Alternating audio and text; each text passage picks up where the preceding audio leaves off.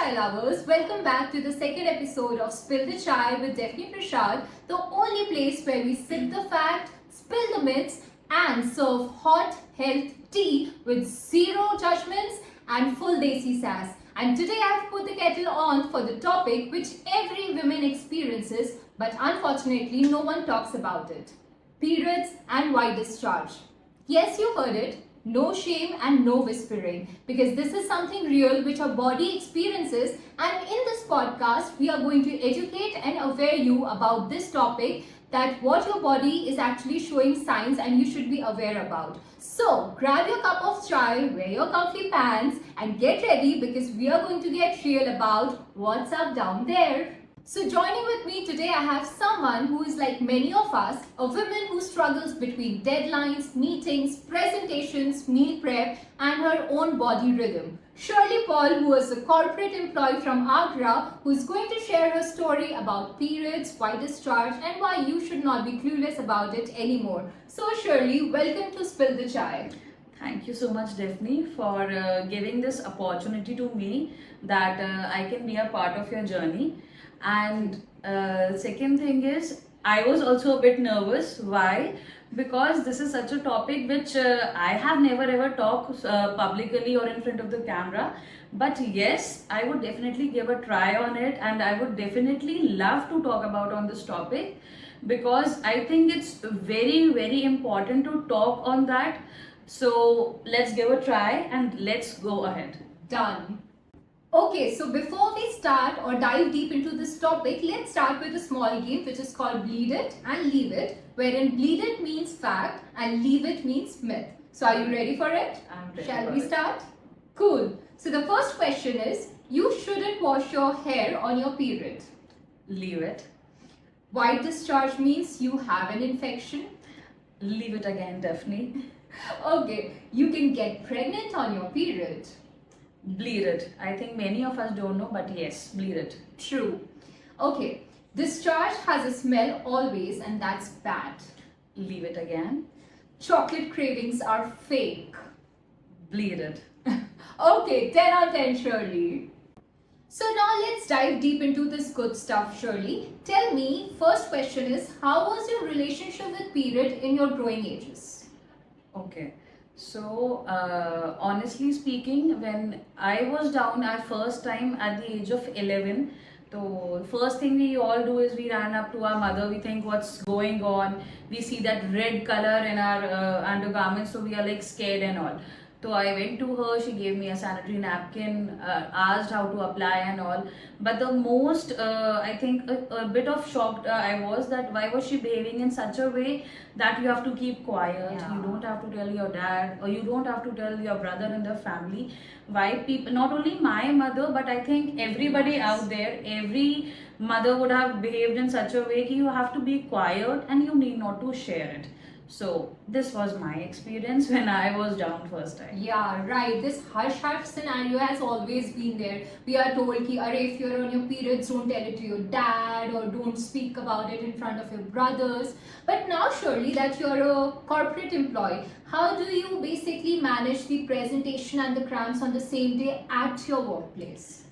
Okay, so see, like I always have my laptop bag with me. So there's a period pouch kept always, because we never know when this happens. True. So there is a period pouch in my bag, and at times I feel low, at times I feel confident, but yes, I have to manage things at the workplace, because it's not a one-time experience, we have to experience it every month. Correct. So we have to go in hand in the situation, at times confident, at times low, but we have to keep going. Correct. Being there, I've also experienced this, and that is why I think it is very important to normalize this period talk, not only among our friends group, but also at the workplace. And don't you think so that it would be great if the offices would have a period policy maybe, or free pads in the restroom, right? Right, and I totally appreciate, and I think every woman out there will appreciate if the people practice this, like we are having. coffee machines or Right. tea available at every floor, every corner. I would really appreciate being a woman that if there are like hot water bags available for us, or there are Right. areas where sanitary napkins are there. So means if people would normalize it, it would be a benefit True. for every woman out there. And I'll definitely opt for this, that we should make a practice in such a way, be it workplace, be it any other place. It's like we should have that availability of sanitary napkins at least. At least. True. Very true. Okay, so now very quickly switching the cards from periods to something which is more scary than periods, which should not be scary actually. We are going to talk about white discharge. So surely tell me that on the very first day when you got your white discharge, what was your reaction? Were you scared? Did you thought that something is wrong in your body? Yes, see, I would say when I experienced that something white discharges happening, so I was like, first thing which came into my mind was that this is not something normal. I need Yeah. to change myself again and again. Or there were n number of thoughts going on in my head that maybe I'm sick, maybe I have got some infection. And again I was worried that I need to change, and I was like all messed up that what's this going Yeah. on, how to share it with anyone or how to share it with my mom. I don't know, I was so confused. Yeah, exactly. So this is the scary situation which every girl faces it in her teens when she first gets the discharge. So to the viewers, I'm telling you a small discharge guide. Please listen it up. First is that discharge, if it is clean, white and stretchy, it is a very normal discharge. Second, if it is yellow, green, itchy and smelly, girl, you need to see the doctor. Third, please make sure that you are not dirty enough. Please consider it as a very normal thing. And fourth one is that your discharge increases during just before the ovulation. And please make sure that you don't feel dirty at all, because this is just your hormones which are playing, right, Shirley? Correct. So Shirley, my Insta fam has actually dropped us with some anonymous questions which I'm going to ask you. Are you ready to answer them? I am definitely ready. Okay, great. So the first question is, can discharge mean that I'm ovulating? See, many a times that egg white discharge means that we are ovulating. Okay. So is it normal to feel wet every day? I would say not every day, but many of the days it's normal to feel wet. Okay. Should I douche to clean myself? I would not say you should douche every time. Why? Because our sensitive part is already having a natural pH which has that ability to clean itself on its own, just like an iOS update. Correct. Ovulation 2.0 loading. So before we wind up, let me share a quick chai break tip with my viewers. The first one is sip methi, ajwain, a bit of soft in hot water during your periods, because that is going to reduce your bloating and ease your cramp. Second, keep a period tracker because knowledge is power. And third, put your leg up on the wall and be on that pose for 10 minutes because that is going to ease your pelvic heaviness. So Shirley, do you have any other tip to share? See, the most important tip which I would like to share with everyone out there is, being a woman, we need not have to be perfect every time. We need not to be available every time. Correct. If our body is asking for rest, we should go for it. If our body needs a break, we should give a break.